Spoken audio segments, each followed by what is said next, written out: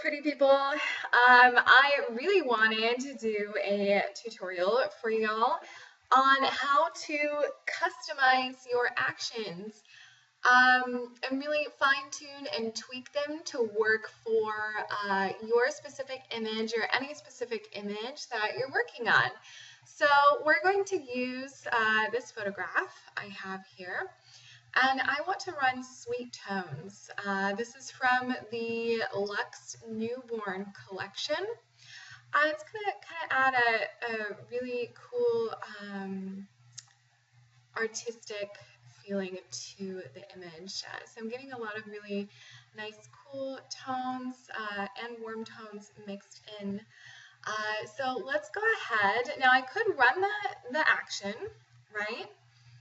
And obviously you can change the opacity, bring it down, bring it back up to fit your image, but there's actually quite a bit more that you can do.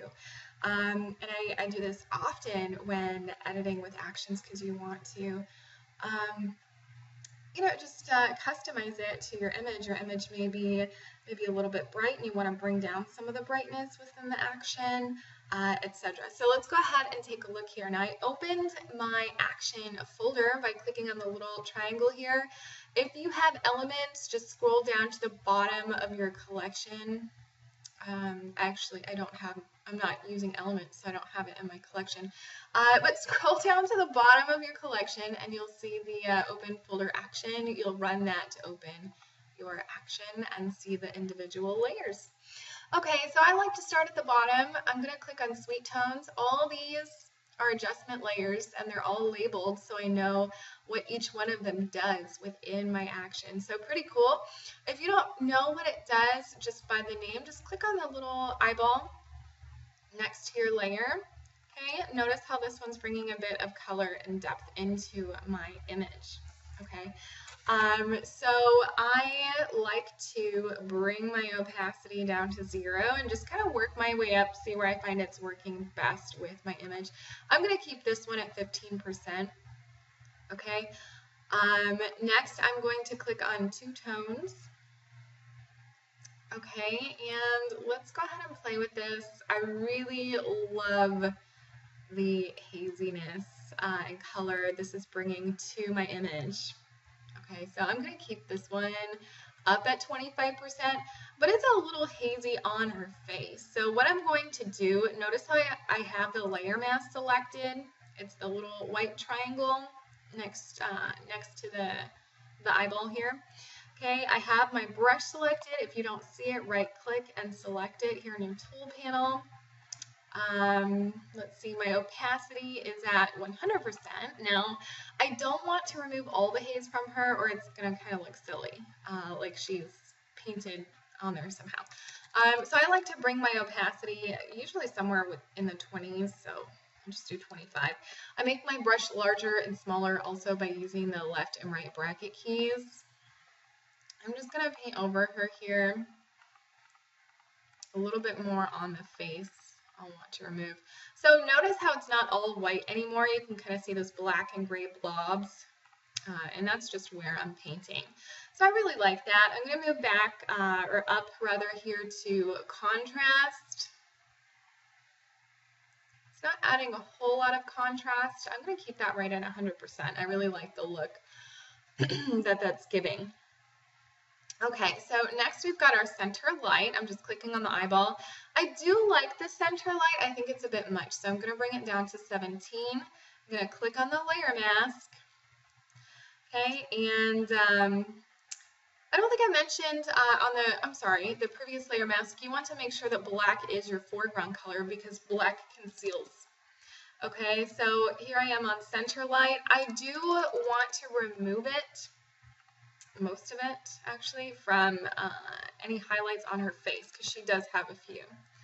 So I'm actually going to remove, I'll go up to 70% there. Okay, I'm going to remove it from her forehead, from the top of her arm here. I'm still getting that nice center light effect. Okay, so next we've got the Sweet Color Boost. Okay, so I'm getting a nice boost here. Now I'm going to leave this one 15. I think I'll bring it up just a smidge to 18%. Okay, and last we're at tone colors. Let's see what this does to the image. I'm not seeing quite a bit, but notice if I bring that up, I'm getting a lot of warmth and color being brought into the image. So I'm actually going to keep this at 80%. I don't want her skin to be too saturated, so I'm going to brush that off of her skin. Again, keeping my opacity at around 20 something. Okay. So super easy to use the brush. Again, I just have my brush selected. I usually don't set my brush all the way to 100% opacity. There with the highlights, I didn't want to overdo it. And black is your foreground color because you're concealing what you've just applied to the image. Now, the more you brush over her skin with a lower opacity, or wherever you're brushing, the more you're removing, okay? All right, so I'm going to close up the folder. This is our before and after. Really gorgeous. I love it. I do want to show you just something else that I find is kind of neat to do when using your actions. I'm going to run snugging. I'm just going to press play.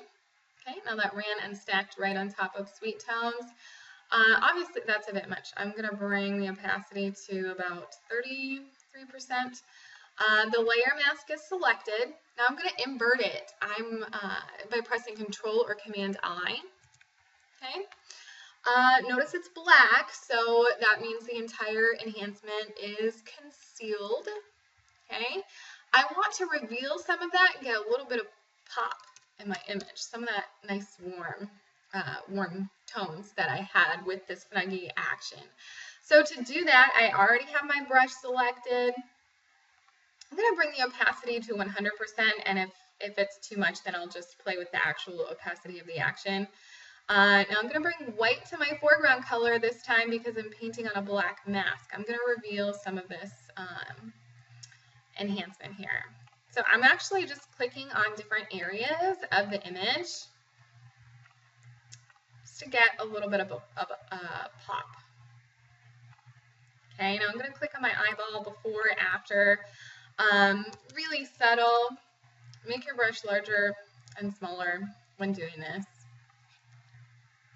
And I can just play with my opacity too. Notice I do have a soft white brush.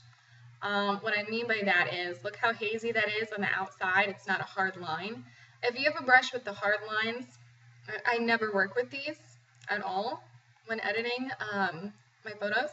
You'll notice that you have the really hard edges around, everywhere you're painting. So it's not pretty. But yeah, just a really nice, pretty pop, and super simple ways to customize your actions and just really have it mold even more so to your image.